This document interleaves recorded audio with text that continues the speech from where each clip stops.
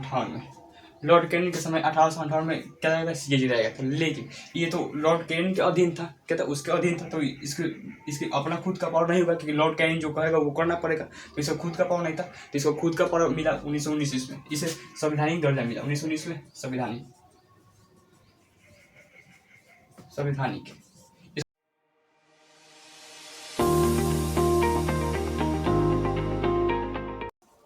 जय हिंद। तो चलिए हम क्या देखते हैं, आज देखते हैं पॉलिटी में क्या देखना है, कंप्ट्रोलर एंड एडिटर जनरल, नियंत्रक एवं महालेख परीक्षा। देखिए इससे पहले पॉलिटी में आपको हम क्या बता रहे थे, इससे पहले हम आपको सुप्रीम कोर्ट के बारे में बता दिया था। सुप्रीम कोर्ट आर्टिकल 124 से शुरू होता है, आर्टिकल 124 से शुरू होता है और खत्म हो जाता है कहाँ पर, आर्टिकल 147 है। और जो कंप्ट्रोलर एंड एडिटर जनरल है वो 148 से शुरू होता है और 151 तक क्या होता है, खत्म हो जाता है। तो ये था, ये आपको सुप्रीम कोर्ट तो आपका बारे में बता दिए। अब देखते हैं किसके बारे में, सीएजी का फुल फॉर्म होता है नियंत्रक एवं महालेख, sorry, comptroller and editor general, Hindi में इसे नियंत्रक एवं महालेख परीक्षा कहते हैं। देखिए तो क्या देखते हैं, सीएजी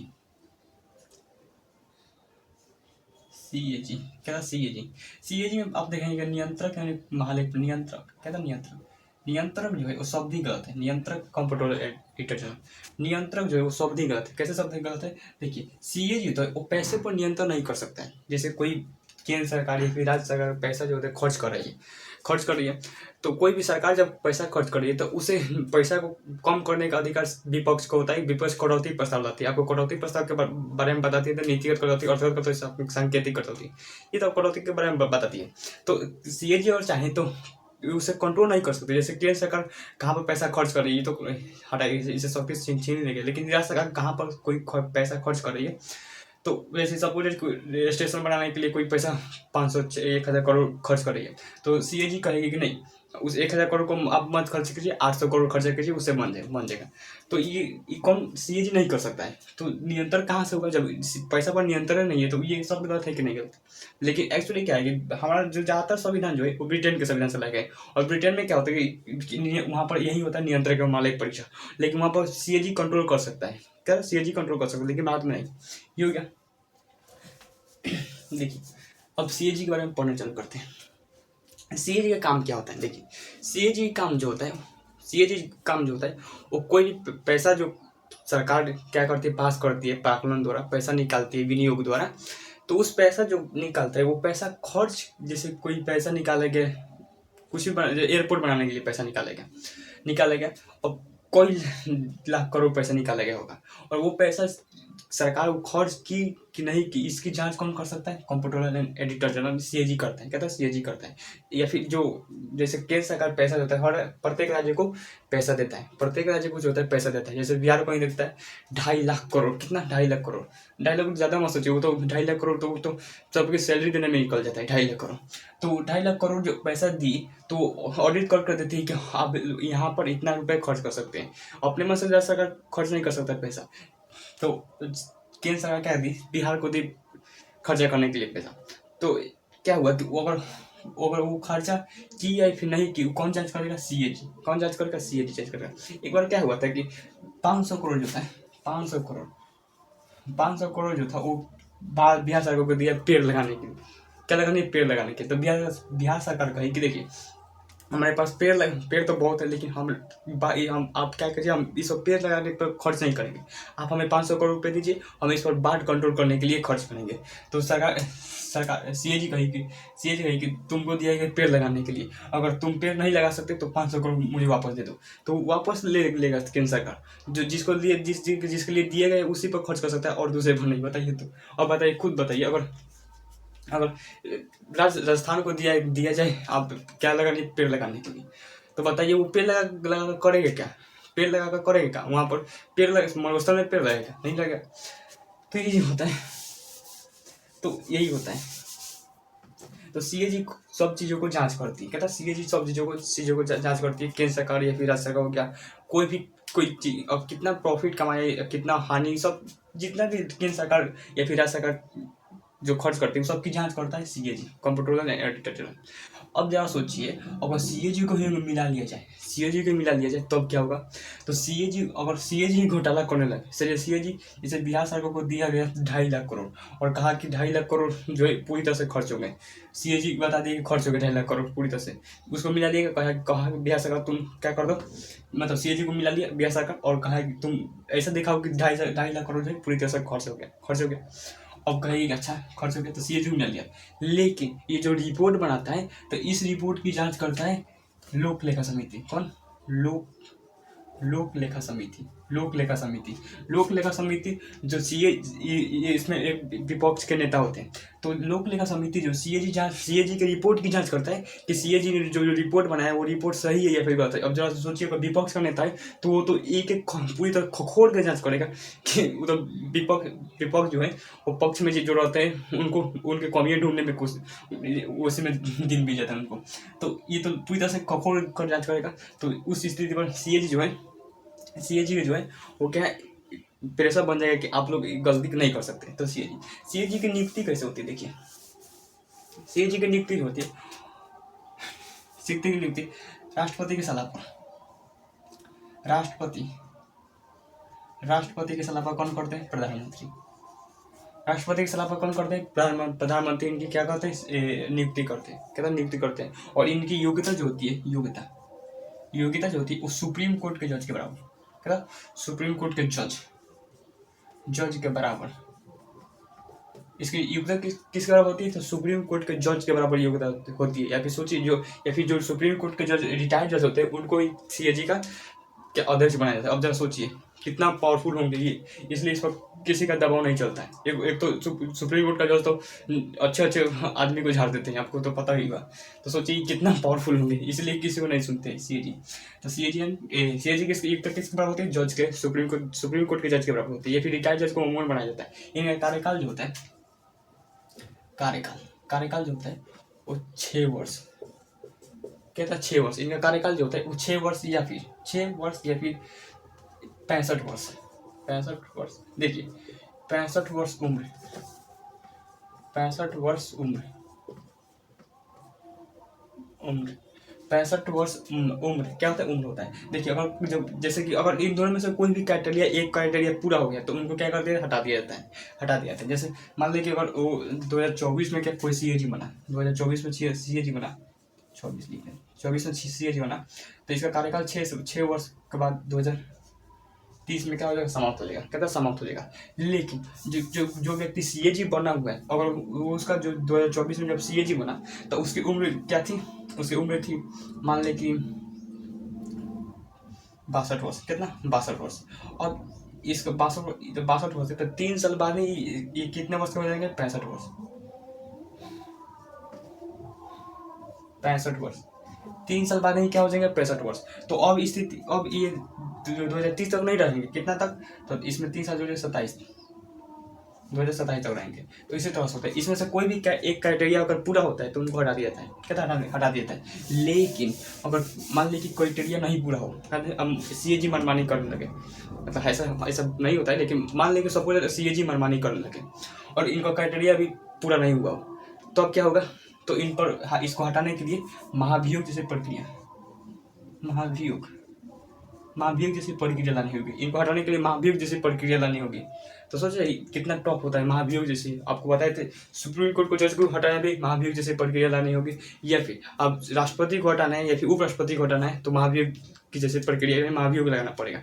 सोचिए कितना टॉप होगा महाभियोग लगाना। आपको बताए महाभियोग प्रारंभ होता है 1/4 से और पारित होता है 2 तिहाई से, और दोनों सदन मिलकर पारित करते हैं। तो सोचिए, तो ये हो गया महाभियोग। क्या हो गया? महाभियोग। ये तो हो गया महाभियोग। अब देखिए सीएजी बहुत पावरफुल जज है। कहता है सीएजी बहुत पावरफुल है। सीएजी जो डॉक्टर भीमराव अम्बेडकर थे उन्होंने सीएजी को कागजीय शेर कहा है। कहता है सीएजी को इस हम लोग क्या कहते हैं? कागजीय शेर। इसे हम लोग क्या कहते हैं? कागजीय शेर। किसने कहा था कागजीय शेर इसे? तो डॉक्टर भीमराव अम्बेडकर ने इसे कागजीय शेर कहा है सीएजी को। सीएजी बहुत पावरफुल होता है। तो ये सब क्या होता है? ये कौन जांच करता है? कि किसकी जांच करता है? तो सेंट्रल गवर्नमेंट और स्टेट गवर्नमेंट की जांच करता है कि कौन से पैसे कहाँ पर खर्च किए। हालांकि जो 1942 में संविधान 1946 42वां संविधान संशोधन 1986 में केंद्र सरकार से जो काउंटिंग जो पावर था उसको उसे छीन लिया गया। ये सब कौन सा पावर किससे कब छीना गया, ये सब आपको जब आप बीपीएससी या फिर यूपीएससी का मेंस वगैरह लिखेंगे तो उसमें पढ़ने के लिए आएगा। यहाँ पर तो आप नॉर्मल कॉम्पिटेटिव एग्जाम बता रहे हैं, जब आप यूपीएससी बीपीएससी में एग्जाम देंगे तो उसमें ये सब आपको पूरी तरह से डिटेल से पढ़ना होगा। तो उस तरह से अगर डिटेल में पढ़ाएंगे तो आप वीडियो छोड़ कर भाग जाएंगे। तो ये होगा कागजी से। देखिए सीएजी लाया कब गया था, तो सीएजी का जो शुरुआत में लाया गया था वो लॉर्ड रिपन के समय, लॉर्ड कैनिंग के समय। कब लाया था? लॉर्ड कैनिंग के समय। लॉर्ड कैनिंग कहाँ लिखते हैं? यहाँ लिख देते हैं। सीएजी लाया गया था लॉर्ड कैनिंग के समय। कब लाया गया था? 1858 में। लॉर्ड कैनिंग के समय 1858 में क्या लाया गया? सीएजी लाया गया था। लेकिन ये तो लॉर्ड कैनिंग के अधीन था, क्या था? उसके अधीन था, तो इसके अपना खुद का पावर नहीं होगा, क्योंकि लॉर्ड कैनिंग जो कहेगा वो करना पड़ेगा। तो इसका खुद का पावर नहीं था, तो इसको खुद का पावर मिला 1919 में। इसे संवैधानिक दर्जा मिला 1919 में। संवैधानिक इसको क्या माना? संवैधानिक दर्जा 1919 ईस्वी में मिला। इसको संवैधानिक दर्जा जो था कब मिला? 1919 ईस्वी में। उसके बाद जब लाएगा 1935 का अधिनियम, इसमें राज्य को भी शामिल कर दिया गया। यानी सीएजी जो है वो राज्य के भी जांच कर सकता है। राज्य के जो जितने भी जो पैसा वगैरह है वो कहाँ पर खर्च किए और किस लिए खर्च किए और कैसे खर्च किए, वो खर्च सही है कि नहीं है, तो इस सब की जांच राज्य सरकार का भी कर सकता है। कौन? सीएजी करता है। या फिर जो भी भारत में जितने भी कंपनियां हैं वो सब अगर घोटाला करती है तो उस स्थिति में कौन जांच करता है? सीएजी जांच करता है। या फिर कोई भी घोटाला, जैसे कोलगेट घोटाला, राफेल घोटाला, ये सारे बहुत सारे घोटाले होते हैं। या फिर आप देखते होंगे यहाँ पर अभी रिसेंटली जो हुआ है, कौन था? इलेक्ट्रल बॉन्ड, तो उस सब की जांच सीएजी भी कर सकता है। हालांकि वो एक स्पेशल फोर्स होता है इलेक्ट्रल बॉन्ड को जांच करने के लिए, लेकिन सीएजी भी चाहे तो जांच कर सकता है। तो 1935 में राज्य को दर्जा दे दिया गया जांच करने के लिए। और जितने भी बड़ी बड़ी कंपनी है, यदि सरकार को लग जाए कि जो बड़ी बड़ी कंपनी है वो हमें कम टैक्स दे रही है, यानी जितना प्रॉफिट कमा रही है उतने हिसाब से टैक्स नहीं दे रही है, तो वो सब अपनी जाँच बैठाता है सीएजी। कहता है सीएजी को जाँच बैठाता है, और जाँच अगर पकड़ा गया तो उनको ले डूबेगा। तो ये 35। अब देख, ये सीएजी तो हो गया। सीएजी के बारे में तो आप जान गए। अब देखिए सीएजी अब आर्टिकल के हिसाब से बता दे रहे हैं। आर्टिकल ये शुरू होता है, हटा दे इसको।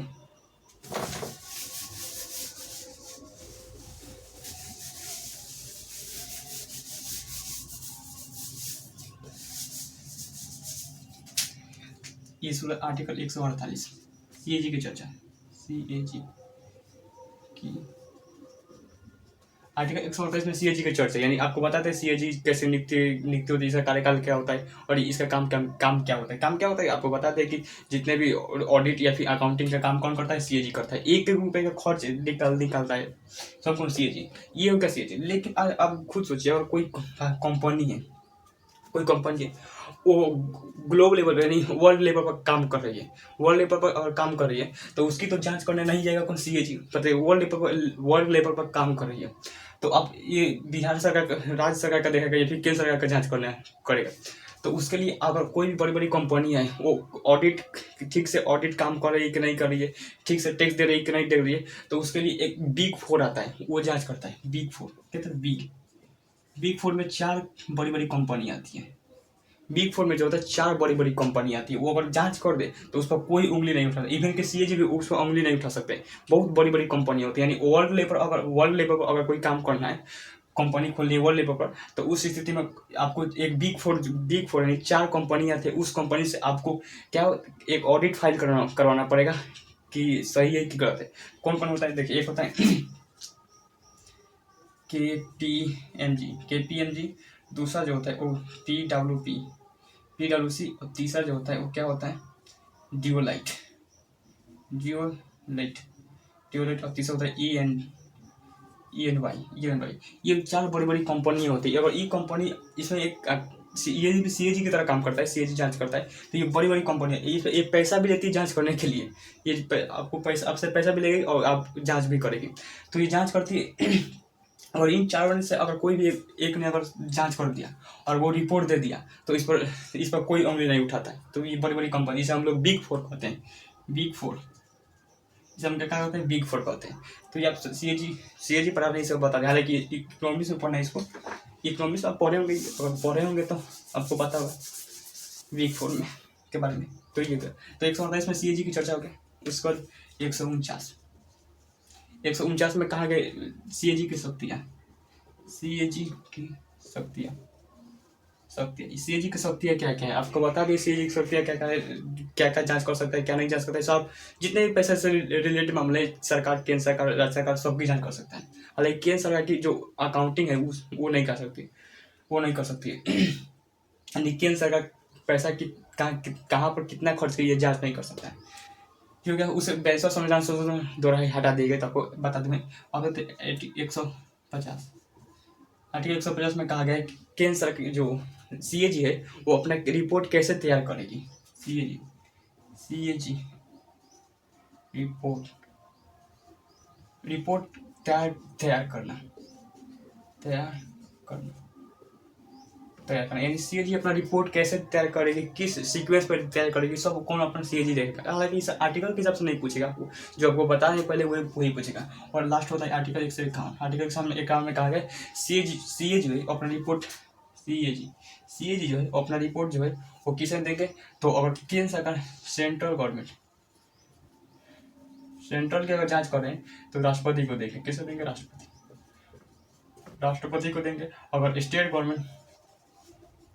गवर्नमेंट का अगर जांच करें तो उसमें आपको क्या पता होगा क्या रहता है, उसमें राज्यपाल रहते हैं, राज्यपाल, तो राज्यपाल को देंगे। अगर स्टेट गवर्नमेंट की जांच हुई तो राज्यपाल को देंगे। और इनका काम होता है, देखिए राष्ट्रपति रहेंगे, आपको पता है जो संविधान का 3 होता है, राष्ट्रपति, लोकसभा और राज्यसभा। तो अगर राष्ट्रपति सेंट्रल गवर्नमेंट की अगर कोई जांच हुआ तो CAG राष्ट्रपति को सौंपेगा। और राष्ट्रपति क्या करने का इनका काम होता है कि राज्यसभा में आपको दे देना। तो ये राष्ट्रपति क्या करते हैं, जाकर लोकसभा में रखवा देते हैं। और उसी तरह से स्टेट गवर्नमेंट का कोई जांच होता है तो CAG राज्यपाल को देते हैं। और राज्यपाल में आपको स्टेट में पता होगा विधानसभा, विधान परिषद होता है, विधान परिषद। हालांकि विधान परिषद सारे राज्य में नहीं है,